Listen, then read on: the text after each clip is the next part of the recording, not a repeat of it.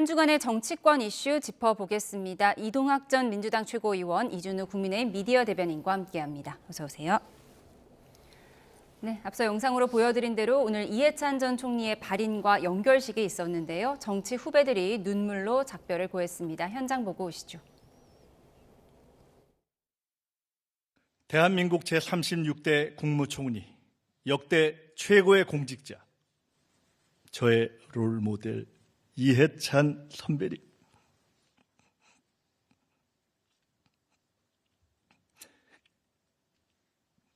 이제 일을 멈추시고 직접 설계하신 세종에서 편히 쉬십시오. 한반도 평화에 남기신 숙제는 저희가 반드시 이뤄내겠습니다. 영원한 현역 이해찬 전 총리님, 존경하고 또 존경합니다. 이해찬 전 총리님은 더불어민주당의 정신적 지주셨습니다. 올바른 정치의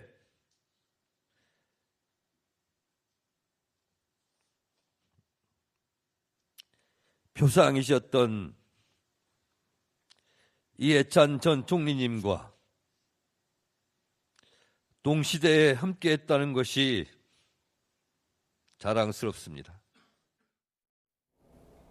네, 이렇게 닷새간의 사회장을 마쳤는데 그 사이에 이재명 대통령 내외도 연결식에 참석을 했습니다. 앞서 빈소를 찾기도 했는데 대통령과는 좀 특별한 인연이 있었던 거죠? 특별한 인연은 아마 민주진영 내부에서는 다 그렇게 생각을 하고 있을 겁니다. 근데 특히 이재명 대통령과는 대통령에 도전하려고 했었던 때부터 수없이 많은 자문과 이 조언들을 받았기도 했고요. 또 정치적으로 어려울 때마다 당에서의 어떤 여러 가지 분란이 일어날 때마다 그런 것들을 좀 가름말을 좀 잘 타주셨던 당의 큰 어른이기도 했습니다. 근데 정치적 어떤 진로가 막혀 있을 때도 그것을 활로를 먼저 뚫어주시는 역할도 했고요. 그래서 개인적으로도 감회가 좀 남다를 것 같고요. 아마 저런 추도사나 이런 것들을 저도 이제 좀 듣다 보니까 빚을 졌다라고 하는 표현을 김민석 총리께서 하셨거든요. 그러니까 우리가 동시대를 살면서 고인께서 단순히 국무총리를 했기 때문에 장관을 했기 때문에 그런 점에서 빚을 졌다라고 표현하는 게 아니고 저분이 그냥 학생 때 젊은이일 때 독재 정권에 맞서가지고 본인 스스로가 목숨을 걸고 또 고문도 당하고 그런 것들을 하면서 이 시대를 계속해서 견인해 온 거잖아요. 그러니까 그런 점에서 아마 빚을 졌다라고 하는 표현이 제가 볼 땐 딱 적정한 것 같고 저 같은 후세대들도 저분께서 만들어 놓았던, 물론 혼자 만드신 것은 아니겠습니다만 수많은 그런 목숨들 중에 하나의 목숨을 던져서 이렇게 만드신 자유를 저희들이 지금 만끽하고 있다는 점에서 빚을 졌다, 그 말이 딱 맞는 것 같습니다. 예, 참 많은 정치권 인사들이 찾았는데 어제 장동혁 지도부도 빈소를 찾았습니다. 사실 장동혁 대표 단식할 때 정청래 대표가 단식 투정 그만하고 밥 안 먹으면 배고프니까 밥 먹고 하셔라, 이렇게 좀 조롱 섞인 얘기도 하기도 했는데 어제는 모처럼 좀 훈훈한 분위기가 연출됐어요. 서로 좋은 정치 하자고 했는데 과연 다음 주부터 좋은 정치를 보여줄 수 있을지 어떻게 보십니까? 정청래 당대표가 사실 장동혁 전 대표에 대해서 조롱 섞인 얘기를 하면서 얼굴을 보지를 않았었어요. 서로 대화도 안 했었죠. 악수 거부했죠. 악수도 거부했었죠. 그런데 이번에 이제 악수를 한 것을 보면은 목숨을 건 단식 투쟁하는 모습을 보고 그 결기에 내가 사람으로 제대로 존중해줘야겠다라고 생각이 바뀌었는지 모르겠습니다. 어쨌든 그런 상황이었고 또 대화는 짧게 얘기했다 그러더라고요. 긴 시간 대화는 안 했다 그러는데 짧은 대화 속에서 단식했을 때 부작용 같은 걸 얘기했다고 그러더라고요. 근데 정청래 당대표가 단식에 대한 부작용을 얘기하기엔 조금 부적절하지 않았는가 생각합니다. 실제로 단식을 생으로 진짜 제대로 단식하게 되면요, 8일차, 7일차 되면 일어서지를 못합니다. 근데 정청래 당대표는 과거 단식을 할 때 20여일 정도 단식했다 그러면서 본인 스스로 일어서고 담배도 피고 이런 모습이 또 사진도 찍히고 그랬었거든요. 그래서 조금 머쓱한 상황 아니었겠는가, 단식에 대한 그런 대화를 주고받기에는 조금 머쓱한 상황이 되었던 것 같다라고 말씀드리고, 좋은 정치의 의미가 아마 정청래 당대표와 장동혁 당대표가 달랐을 겁니다. 우리 이제 장동혁 대표 입장에서는 좋은 정치라는 게 쌍특검을 받아야 한다. 특히 공천 뇌물 사건 관련해서 지금 일파만파 커지고 있고 김경 시의원으로부터 3쿠션으로 돈을 받았다는 사람의 명단까지 7, 8명 나오고 있는 상황 아니겠습니까? 공천 뇌물에 대한 특검을 꼭 받아야 된다. 그래야지 지방선거에 대한 공천이 나왔을 때, 공천이 이루어졌을 때 국민들이 그 공천을 신뢰할 수 있을 것이다. 돈으로 산 공천이 아니고 정말 경쟁력으로 딴 공천이라는 것을 신뢰할 수 있을 것이다. 그 말씀을 드리고요. 또 한미 관세 관련해서 국회 비준이 꼭 필요하다는 거 이미 헌법에 나와 있습니다. 60조에는 국가 재정에 큰 영향을 미치면 국회 승인을 받게 되어 있는데 이것도 고집 부리지 말고 국회 비준을 꼭 좀 했으면 좋겠다. 그 말씀을 좀 드리고 싶습니다. 저는 좀 다르게 생각하는데요. 이게 국민의힘 지도부가 이렇게 와가지고 고인을 추모한 것은 저는 대단히 칭찬받을 일이라고 생각합니다. 여야가 싸울 때 싸우더라도 저럴 때는 하나의 목소리를 가지고 이 모습을 보여주는 것이 국민들 앞에서는 정치 안정성 면에서 굉장히 좋은 것이고요. 지금 약간 정쟁적 요소로 뭐 고인의 뜻을 받들어서 좋은 정치를 하겠다라고 이야기를 했는데 이거를 정쟁적 요소로 지금 해석을 하셨거든요. 저는 장동혁 대표의 뜻을 왜곡하는 거라고 봅니다. 고인의 뜻을 기려서 좋은 정치로 하자라고 정청래 대표께서 얘기를 하셨고 마찬가지로 장동혁 대표 역시도 고인의 뜻을 기려서 우리도 좋은 정치 하겠다라고 이제 화답을 하신 거거든요. 어법이 다르지가 않습니다. 고인의 뜻이라고 하는 게 뭡니까? 계속 정쟁하라는 겁니까? 그거 아니죠. 국민들께서도 원하시는 것이 싸울 때 뭐 정치인들이 싸울 수 있죠. 국민들을 대신해서 싸워주는 직업이니까요. 예, 그런데 싸울 때 싸우더라도 이 싸움의 결과가 국민들께 아주 좋은 여파로 움직일 수 있어야 됩니다. 근데 싸울 때 싸우고 서로를 감옥 넣기 위해서 싸우는 이런 정쟁은 이제 그만하자는 거예요. 그래서 그런 측면에서 지금 야당이 굉장히 정치적으로도 어렵고 본인들 스스로의 어떤 스탠스를 잡기도 어려운 상황인데 이러한 조문 국면에 오셔가지고 여당에 손 내밀고 이렇게 하셨던 것은 전 잘했다 이렇게 칭찬드리고 싶고요. 이번 주말을 좀 지나가면서도 야당에서 곰곰이 좀 잘 생각해 보셔서 물론 여당도 품을 넘게 써야 되는 건 맞아요. 근데 이런 국면을 오히려 국민들께서 좀 원하시는 형태로 잘 견인해 나갔으면 좋겠다 이런 기대를 갖고 있습니다. 예, 장례식장에서 모처럼 양당 대표가 훈훈한 모습을 보였는데 다음 주까지 이어질 수 있을지 좀 지켜보기로 하고요. 이번 장례에서 이 맞상주 역할을 맡은 김민석 국무총리와 정청래 대표의 이목이 집중됐습니다. 앞서 녹취도 들려드렸는데 이 킹메이커 빈소에서 미래 당권 경쟁의 서막이 열렸다 이런 평가도 나옵니다. 어떻게 보세요? 네, 아마도 이 장례가 치러지는 도중에 김민석 총리께서 어떤 프로그램에 나가셔가지고 뭐 로망이다 이런 말씀까지 하셨어요. 그래서 저는 서막이 열렸다라고 이제 저도 생각을 하게 됐고요.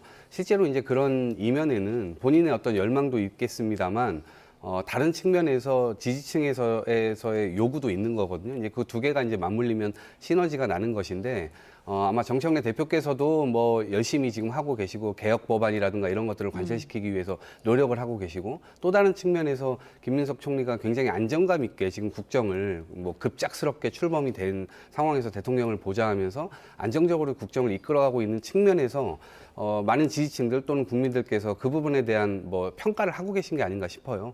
그러니까 이제 그런 이제 활로가 이제 좀 열리게 되는 것이고 아마 당의 역할도 대통령의 국정을 정확하게 뒷받침하기 위해서는 국회가 제대로 돌아가야 되고 또 거기에 대해서 법안도 이 제때에 통과가 돼야 되는 것이고 이제 그 안정감을 주기 위해서는 결국 그러한 측면들이 필요하다라고 하는 그런 선에서 이런 이야기들이 좀 오고 있는 것 같고요. 당내 서막이 올린 만큼 좀 경쟁은 뭐 정정당당하게 좀 이뤘으면 좋겠다 이런 생각도 가져봅니다. 네, 이해찬 전 총리의 애도 기간 동안 억눌러 놓았던 법 여건의 합당 내홍도 수면 위로 올라오는 듯합니다. 정청래 대표가 띄운 민주당과 조국혁신당과의 합당 이슈. 이번엔 여당 최고위원과 국무위원이 주고받은 텔레그램 대화가 포착돼서 논란인데요. 여야 입장 먼저 듣고 오시죠. 민생이 처리되는 국회 본회의장에서 적절치 않은 모습이 보여진 것에 대해서 죄송하게 생각하고 정청래 대표의 발표는 합당 선언, 합당 완료가 아니라 합당의 제안이며 시작에 불과합니다. 합당은 당 대표와 지도부가 결정하는 것이 아니라 당의 주인인 당원이 하는 것입니다. 더불어민주당과 조국혁신당이 추진하는 합당 논의가 점입 가경입니다. 국민의 삶을 논해야 할 국회 본회의장이 언제부터 정치적 미략을 확인하고 타격 소재를 발굴하는 작전본부가 되었습니까?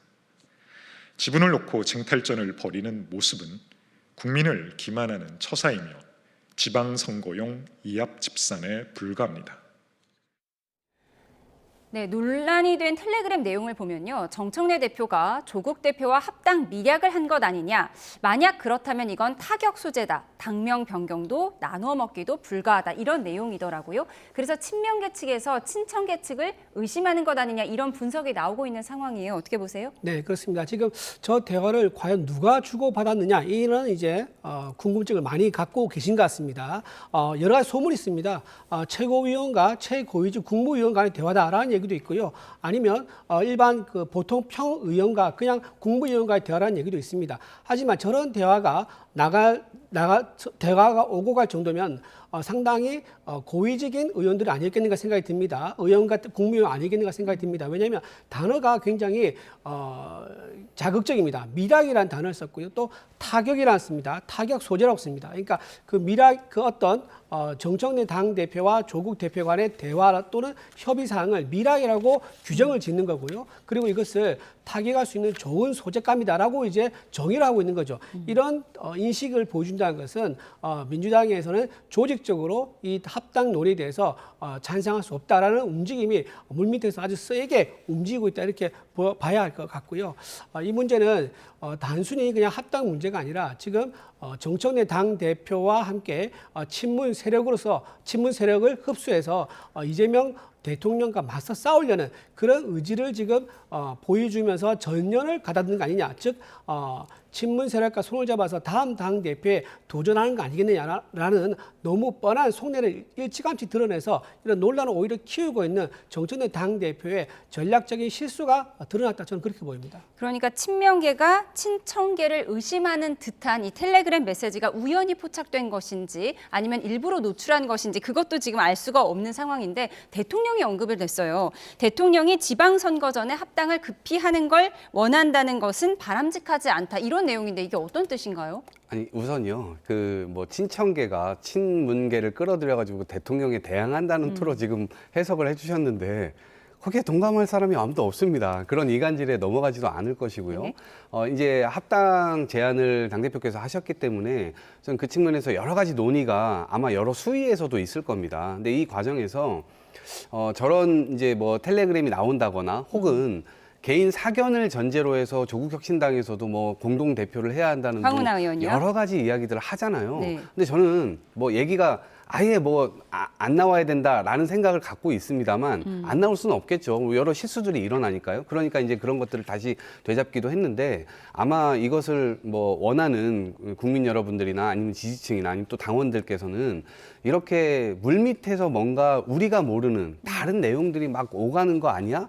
이거를 굉장히 불쾌해하실 거라고요. 그래서 지난주에 조승래 사무총장께서 뭐라고 하셨습니까? 우리가 이 분에 뭐 지분 나누기 없을 거다. 그리고 뒤에서 뭐 미락하고 이런 거 없을 거다. 이거 분명하게 선을 그어서 이야기를 했거든요. 근데 그런 차원인데 개별적으로 다른 이야기들을 막 얹기 시작하면 사무총장이 우리한테 거짓말한 거 아니야? 이럴 수도 있는 거잖아요. 그렇기 때문에 저는 사무총장님의 말을 일단 믿고 그다음에 지도부에서 어찌됐건 2대2로 하든 3대3으로 하든 이 조문 정국이 좀 끝났기 때문에 아마 다음 주부터는 본격적으로 그런 합당의 어떤 이 주체들이 정해지게 될 것이고 그 주체들을 중심으로 논의를 해 나갈 텐데 주변에서 이런 말들을 계속 하게 되면 제가 볼 때는 나중에 이걸 합당하느니만 못한 효과 서로 양 지지층 간에 분열과 오히려 분노감을 감싸게 되면 우리가 통합하려고 하는 것은 지방선거 승리나 국정을 안정적으로 더 크게 뒷받침하자 이런 논리 때문에 하는 것인데 그것에 훨씬 못 미치는 효과를 내게 되면 이거 도대체 왜 했지? 이런 생각이 들 겁니다. 그렇기 때문에 그것을 굉장히 주의해야 된다라는 생각이 요즘 들어서 크게 들고 있습니다. 예, 정청래 대표와 조국 대표 사이에 물밑에서 이뤄지는 밀약은 없다는 게 이제 민주당의 공식적인 반응인 거고요. 그런데 조국 혁신당에서도 상당한 불쾌감을 드러냈습니다. 왜 우리를 이런 밀약의 대상으로 삼느냐 상당히 불쾌하다 이런 입장인 거예요. 지금 조국 혁신당에서는 조국 대표에게 모든 것을 일임한다라고 했습니다. 그 말은 역설적으로 보면 조국 혁신당에서는 어떤 당원들의 의지보다는 조국 당대표 1인 정당으로서의 조국 당대표의 의존도가 그만큼 크다라고 볼 수 있다고 생각이 되고요. 조국 이제 대표 입장에서는 뭐가 필요하냐면은 이번에 아마 보궐선거에 출마하고 싶어 할 겁니다. 왜냐하면 보궐선거에 출마해서 원내에 들어와야지 본인이 제대로 정치인으로서 입지를 다질 수가 있는데 원내 인사로 아무리 당 대표를 하지만 한계가 있을 수밖에 없거든요. 따라서 조국혁신당 지금 현재 지지율 얼마입니까?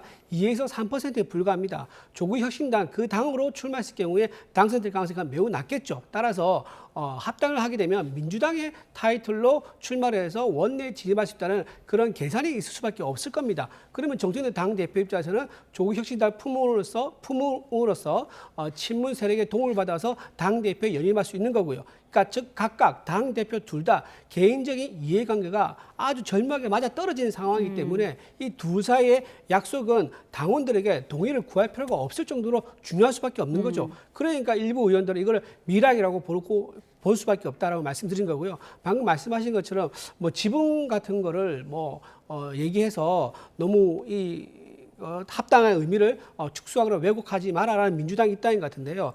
지분 정리는요, 이건 필연적입니다. 두 당이 합치는데 지분 정리 없이 어떻게 합칩니까? 그리고 그렇게 합쳐진다 그러면 한쪽은 100, 한쪽은 제로로 들어간다는 얘기가 되는데 조국혁신당은 그러면 국민들이 뽑아준 당이 아닙니까? 조국혁신당도 국민들의 지분이 있는 당이기 때문에 어느 정도는 자기들의 지분을 갖고 들어갈 수밖에 없다. 그걸 인정해주지 않으려는 그런 이제 세력이 있기 때문에 이게 갈등이 있는 겁니다. 이거는 지방선거를 앞두고 예비 후보자들 아마 다음 달부터 예비 후보자 등록을 하기 시작할 건데 그때부터 예비 후보자, 민주당에 나오는 후보자, 조국혁신당으로 나오는 후보자들 간에 지역구가 겹친다면 아주 심각한 갈등으로밖에 비화될 수 없을 것이다. 저는 그렇게 봅니다. 예, 정청래 대표와 조국 대표의 이해관계가 얽혀서 선거용 이합집산이 될 수도 있다라는 국민의힘 입장을 들어봤습니다. 이어서 국민의힘 내부 이야기 해보겠습니다.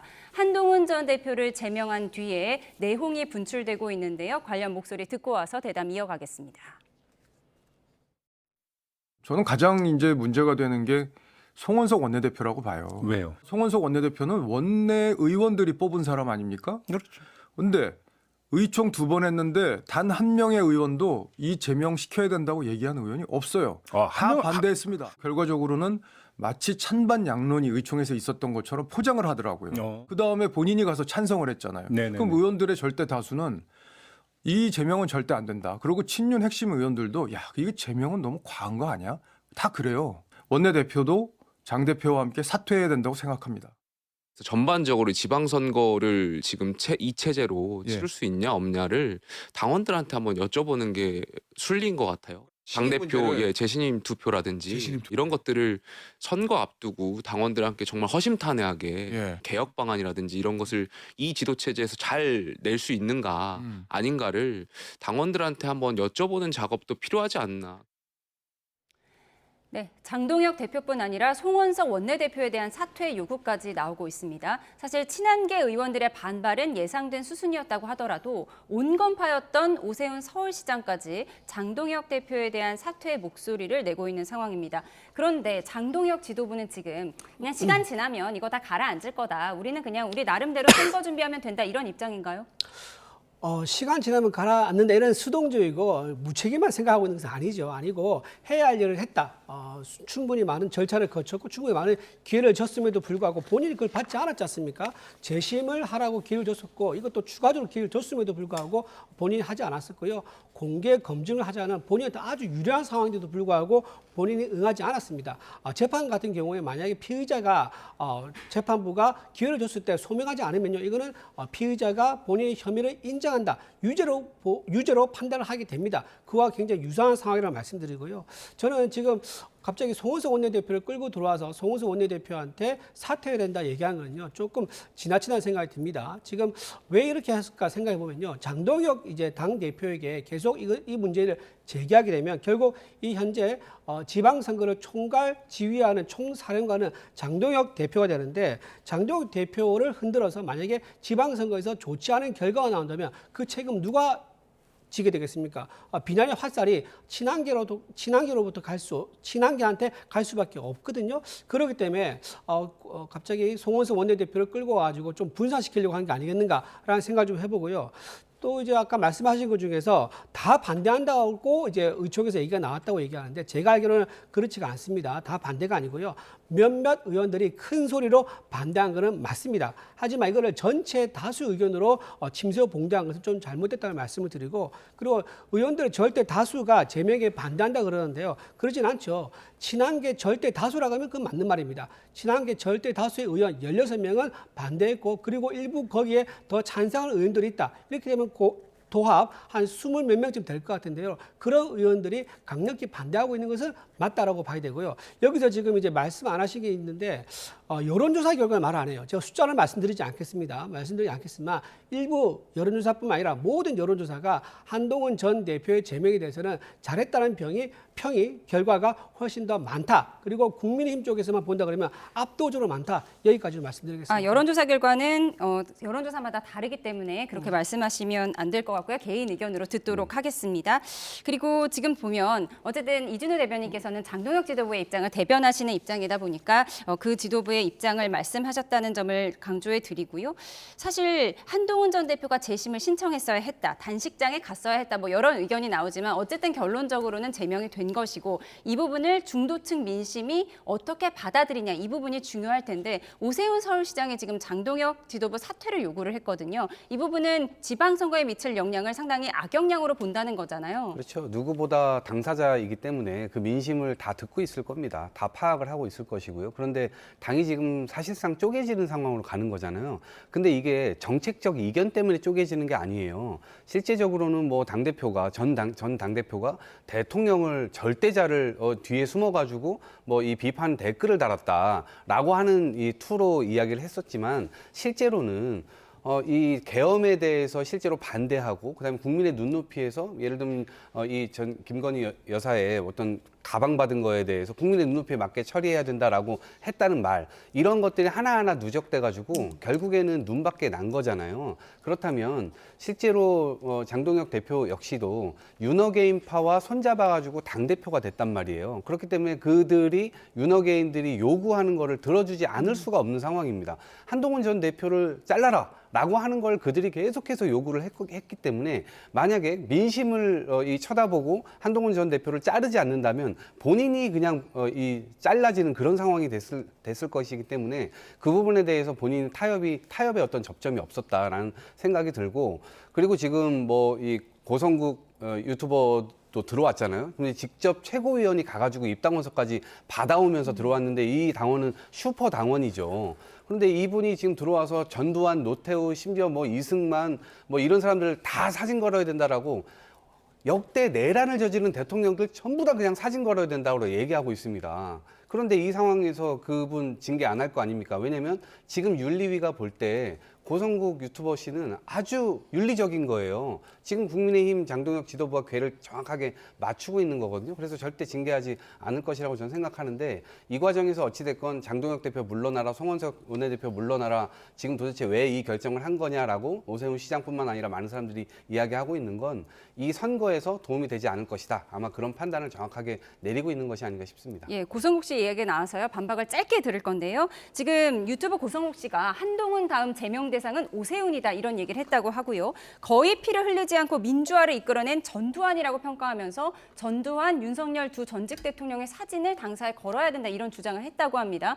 그래서 친한계에서는 고성국 씨에 대한 징계를 요구하고 있는 상황이에요. 짧게 답변 듣고 다음 주제 넘어갈게요. 고성국 개인의 의견을 얼마든지 할 수 있죠. 민주당 내에서도 다양한 의견의 유튜버가 있습니다. 그 의견에 대해서 별도 징계를 하지 않죠. 근데 지금 이 사안에 대해서 친한계에서 강력히 징계를 요구한다면 징계를 요구를 할 권리도 있는 거고요. 또 징계를 합리적인 사유가 있다면 징계를 착수할 수도 있는 겁니다. 그렇게 말씀드리고, 지금 고성국 씨가 말한 거에 대해서는요.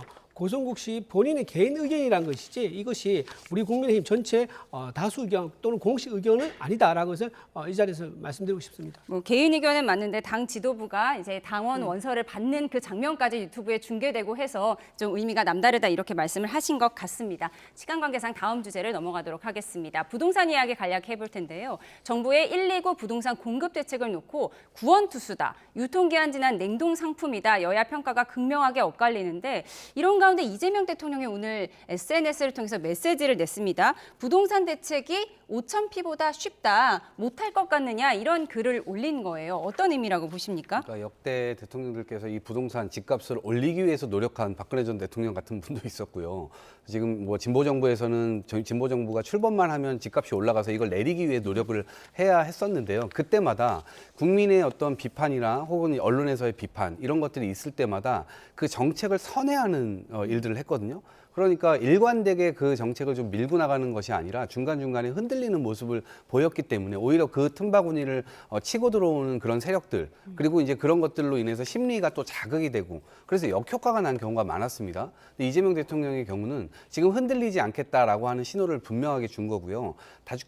다주택자들이 뭐 양도세 이거를 할 때 이것도 유예하지 않겠다라고 해서 명확하게 얘기를 하고 있는 겁니다. 이미 4년 전에 그것이 들어왔고 지금 4년째 윤석열 정부 들어와서 계속해서 유예가 됐었는데 그 부분을 유예하지 않겠다라고 하는 것 명확하게 했고 그다음에 공급 대책도 명확하게 세우겠다라고 하는 원칙선상에서 그거를 선거 앞두고 또 흔들리지 않는다라고 하는 것을 명확하게 한 것 같습니다. 예. 이재명 대통령의 SNS를 저희가 그래픽으로 보여드렸는데 정확한 내용 이렇습니다. 망국적 부동산 정상화 불가능할 것 같은가요? 표 계산 없이 국민만 믿고 가면 됩니다라고 자신감을 드러낸 겁니다. 이에 대해서 장동혁 대표가 이재명 대통령에 대해서 코스피 5천 달성보다 훨씬 더 쉽다고 한 부동산 정상화, 호텔 경제학에 이은 호통 경제학이냐 이렇게 비난을 했더라고요. 국민의힘 입장 짧게 듣겠습니다. 이재명 대통령이 얼마 전에 본인이 직접 얘기했습니다. 집값은 대책이 없다라고 본인이 직접 얘기를 했습니다. 손 털던 모습을 보여준 게 엊그제 같은데요.